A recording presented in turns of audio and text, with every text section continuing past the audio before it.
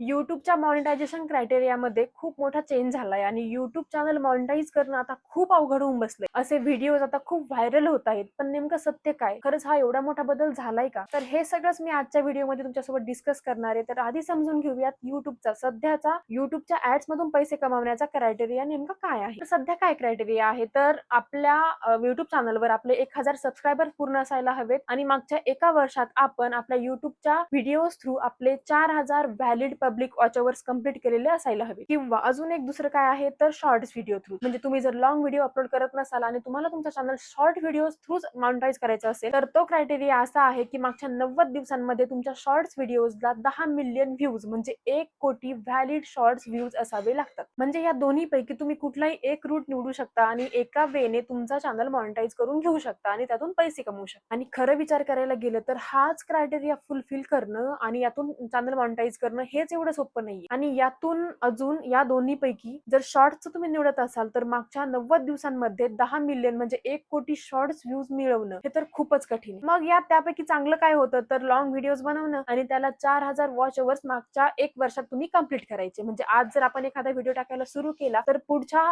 एका वर्षात आपल्याला 4000 वॉच अवर्स आपल्या लॉंग व्हिडिओ थ्रूच मिळवायचे म्हणजे आपलं चॅनल मॉनिटाईज होणार. पण शॉर्ट्सचं एक आहे की तुम्ही जर समजा शॉर्ट्स टाकत असाल तर 1000 सबस्क्रायबरचा जो क्रायटेरिया आहे ना तो लगेच कंप्लीट होतो. जास्त वेळ त्याला लागत नाही. सबस्क्रायबर मिळवणं ही एक वेगळी गोष्ट झाली आणि लोकांना तुमचे व्हिडिओज आवडणं आणि तुमचे ते व्हिडिओ त्यांनी पाहणं मेन पॉईंट म्हणजे जास्त वेळ पाहणं हे खूप महत्वाचं आहे. आणि म्हणूनच बऱ्याच क्रिएटर्सचं काय होतं तर 1000 सबस्क्रायबर तर लगेच पूर्ण करतात पण 4000 वॉच अवर्स कंप्लीट करायला त्यांना जमतच नाही. आणि शॉर्ट्सचं तर पहा किती अवघड आहे. म्हणजे 90 दिवसात तुम्हाला जर 10 मिलियन व्ह्यूज जमा करायचे म्हणजे 1 कोटी व्ह्यू जमा करायचे तर रोजच्या शॉर्ट्सला तुम्हाला लाखोच्या वरच व्ह्यू हवे तर आपला चॅनल मॉनिटाईज होऊ शकतो त्या शॉर्ट्स मधून. आणि 4000 वॉच अवर्सचं पण त्यांना जर माहित नसेल नक्की काय वॉच अवर्स तर तुमचा जो लॉंग व्हिडिओ आहे तो लोकांनी किती वेळ पाहिला यावरून ते टोटल कॅल्क्युलेट होतं. म्हणजे उदाहरणार्थ तुम्ही एखादा 10 मिनिटांचा तुमचा लॉंग व्हिडिओ अपलोड केलाय आणि तुमचा तो व्हिडिओ 600 लोकांनी पूर्ण पाहिलाय म्हणजे बाकीचे जे व्ह्यूज येतात ते ठीक आहे पण पूर्ण व्हिडिओ पाहणारी लोक आहेत 600 लोक तर तुमचा साधारणतः 100 वॉच अवर्सच्या आसपास तो वॉच अवर्स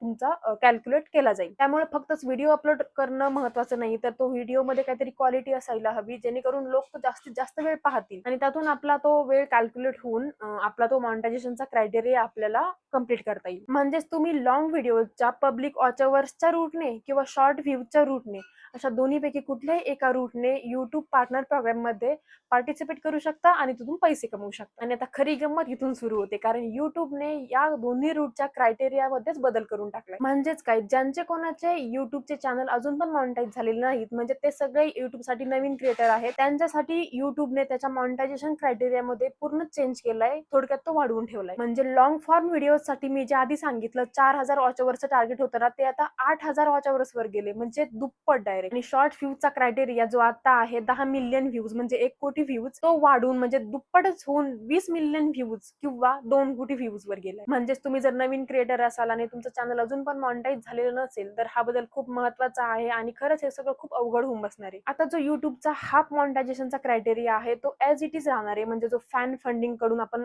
पैसे कमवू शकतो किंवा युट्यूबमध्ये आपण पाहतो ना वेगवेगळे क्रिएटर तिथे प्रॉडक्ट टॅग करतात आणि त्यांच्या लिंक वरून जर आपण ते प्रॉडक्ट परचेस केले तर त्यांना काही अमाऊंट ऑफ कमिशन त्यांना मिळतं तर त्यातून जो पैसे कमवतात ना ते क्रिएटर तो क्रायटेरिया ॲज इट इज राहणार आहे. त्यामध्ये काही बदल झालेला नाही. आणि ज्यांचं आधीच मॉनिटायझेशन झालेलं आहे चॅनल तर त्या क्रिएटरवर काहीही परिणाम होणार नाही. म्हणजे त्यांचं काही मॉनिटायझेशन वगैरे जाणार नाही किंवा त्यांचे पैसे बंद होणार नाही. म्हणजे बेसिकली त्यांच्यावर काहीच परिणाम होणार नाही. हे जे आहे नियम हे टोटली नवीन येणाऱ्या क्रिएटर्ससाठी लागू होणार आहेत ज्यांचा अजून मॉनिटायझेशनचा वॉच अवर्सचा क्रायटेरिया असू देत किंवा शॉर्ट व्ह्यूजचा क्रायटेरिया असू अजून कंप्लीट झालेला नाही अशा नवीन क्रिएटर्ससाठी हा नियम आहे. आता हा नियम नक्की लागू कधीपासून होणार आहे तर ही एक आपल्यासाठी गुड न्यूज असणार आहे कारण हा नियम आता लगेच पुढच्या महिन्यापासून लागू होणार नाही तर हा 1 फेब्रुवारी 2027 पासून हा नियम लागू होणार आहे. म्हणजेच काय तर आतापासून 1 फेब्रुवारी पर्यंत जो आपल्याला हा 5 ते 5.5 महिन्यांचा कालावधी भेटतोय त्यामध्ये आपण जर आपलं चॅनल मॉनिटाईज करून घेतलं तर आपल्याला हे जे नवीन नियम लागू होत आहेत हे फेस करावे लागणार नाहीत. आपल्याला मागचेच नियम हे 5-5.5 महिने फॉलो करून आपला चॅनल मॉनिटाईज करून घ्यायचं. सो माझ्या मते जर तुमचं अजूनही युट्यूब चॅनल मॉनिटाईज झालेलं नसेल तर पुढच्या 5 ते 5.5 महिन्यांसाठी एक प्रॉपर गोल ठेवा ज्यामध्ये तुमचं युट्यूब चॅनल मॉनिटाईज करूनच घ्या. आता ज्यांचे 2-3 हजार वॉच अवर्स कंप्लीट झाले तर त्यांच्यासाठी तर खूप इझी आहे ते लगेच ते कंप्लीट करतील. पण ज्यांचे काहीच वॉच अवर्स जमाच झालेले नाहीयेत किंवा खूप थोडेफार आहेत त्यांच्यासाठी खूप मेहनत करणं करणं गरजेचं आहे. या 5-5.5 महिन्यांमध्ये पूर्णपणे मेहनत करा.